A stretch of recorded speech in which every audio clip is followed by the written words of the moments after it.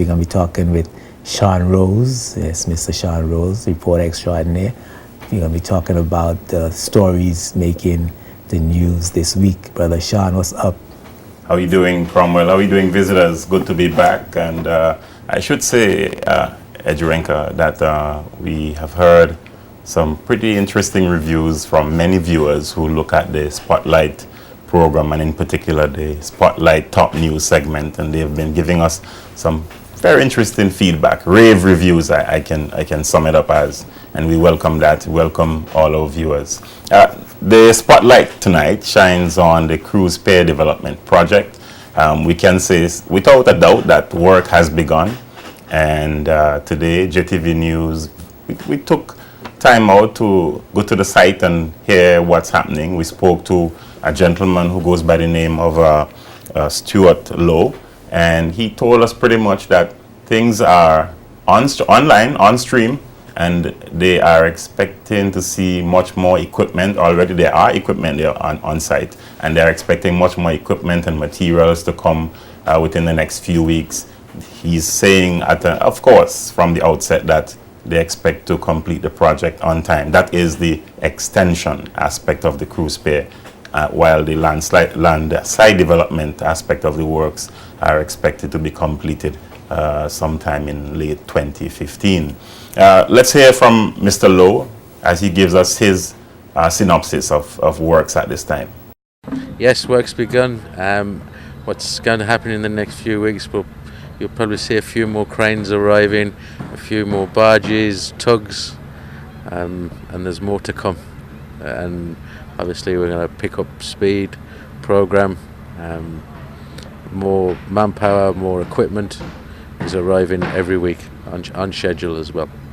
So that aspect of the work, you may recall, would cost some $35 million, and government just recently sought that financial assistance from the local commercial bank. And there was some controversy, or there is some controversy around the project, mind you.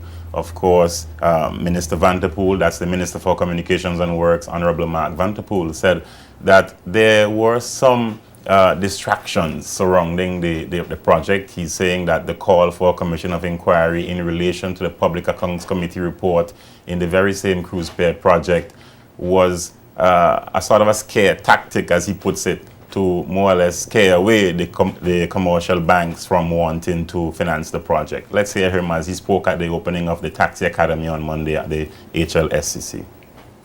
We have had some distractions, we have had some delays, we have had even some scare tactics where our funding for the project, $35 million from banks, persons have attempted to scare away the banking industry from funding through, as you know, the very well-publicized effort to call for commission of inquiry on the cruise pier development.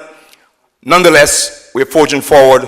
The banks are beginning to release those funding, and we hope to have it completed. So that's where we at, and those are some very interesting comments, as you have heard them, in particular, that coming from the Minister of Communications and Works. But something happened today that is even more interesting in my mind, at least from a media perspective. The newly appointed governor, John Duncan, His Excellency, held a press conference today, and apparently that press conference was not well publicized, if I may give them the benefit of the doubt, because only 3 media houses attended that press conference.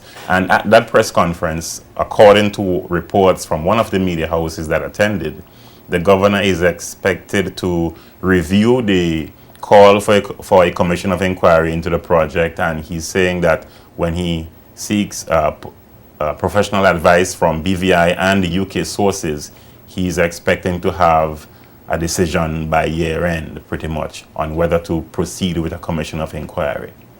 I don't know if you have any comments on that, because there are some other things that we can discuss before we wrap up in the next while.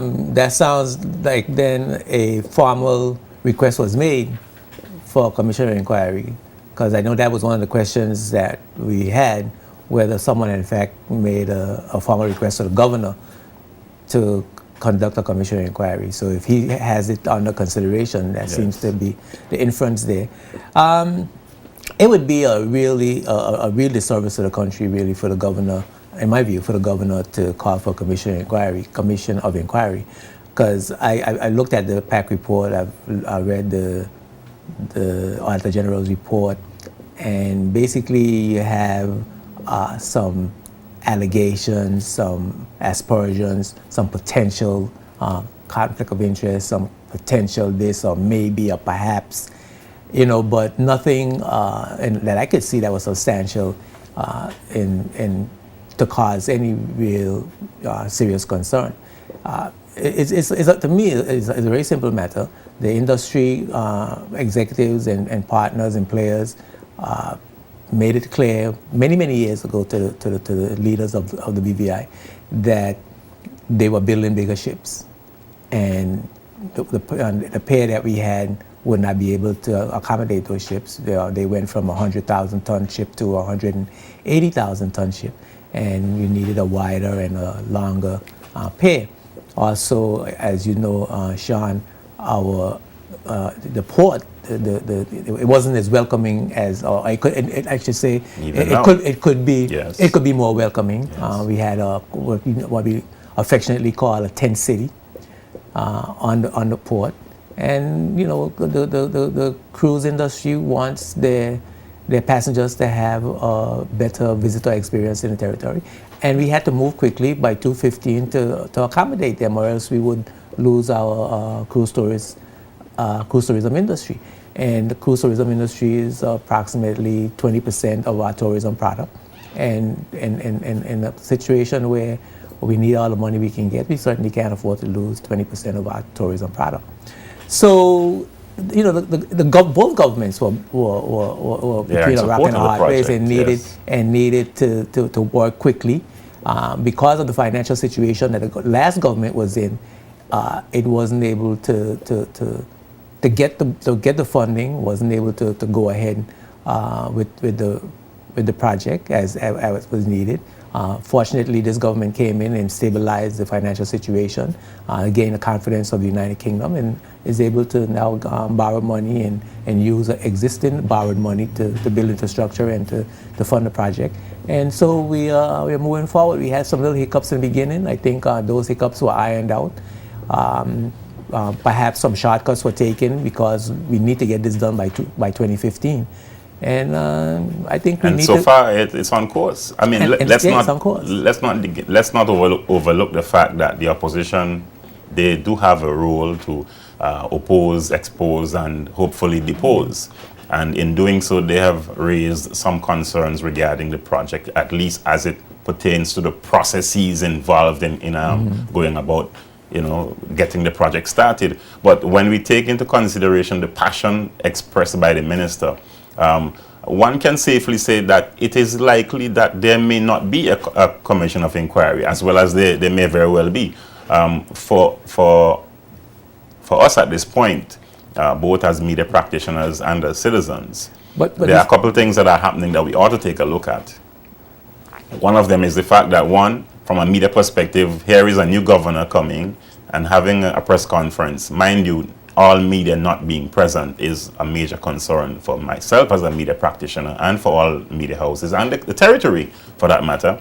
And on top of that, there are also issues with regard to the actual compilation or the manner in which the PEC report was put together. That is also an outstanding issue. So those things, I think, would actually help to vindicate the minister at some point. Well, I hope the governor will get himself sorted out in terms of his public relations apparatus. I'm not too concerned about that. What I'm concerned about is that we move forward quickly with the cruise pair development. We finish on time and on budget. We get the facilities that we need to accommodate the increased tourists that we expect to have to generate additional revenue for the territory, so we could pay for the things that the social services that we need and continue to improve and enhance our quality of life. That's my basic concern. And hope and what's sad and what I hope would happen in politics in the future is that our politicians recognize issues that are of national importance. particularly when it comes to national security, and certainly our economy is a national security issue. And when we have challenges to our national security, when we have challenges to our economy, all our elected officials need to move swiftly in unison in a bipartisan way to make sure that our economy is secure and not to be pulling and tugging and warring, particularly over frivolous issues. So, Which in event actually hampers the overall tourism product and hampers slows the the economy process of the country. of getting construction going. And mind you, there are some stated benefits of the cruise pair project as it relates to, of course, tourism, increased tourist arrivals, some 420,000 visitors expected additionally each year. And also there is the opportunity for improved trade and business opportunities as well on the landside development. Absolutely. We're looking forward to have more discussions on this particular issue, particularly landside development, how we are going to participate in that, and of course our ability to invest and gain a meaningful return on that investment. Because if you get 3% of your return on your investment in that project, you're certainly doing a lot better and having your money in the banks. So we're going to look forward to that, and I'm sure we're going to. And of course, the timing is always limited. But before I go, we are still hoping to have this issue resolved. The new governor, I would say, has not started off on a sound footing with regards to holding press conferences and possibly, if I am subject to correction, shutting out some media houses from that press conference. Don't chastise him. Stating it as it is. This is his first strike. We'll be right back after these words from our sponsors. Keep it locked right here at Spotlight. Spotlight is brought to you by the National Bank of the Virgin Islands and CCT Global Communications.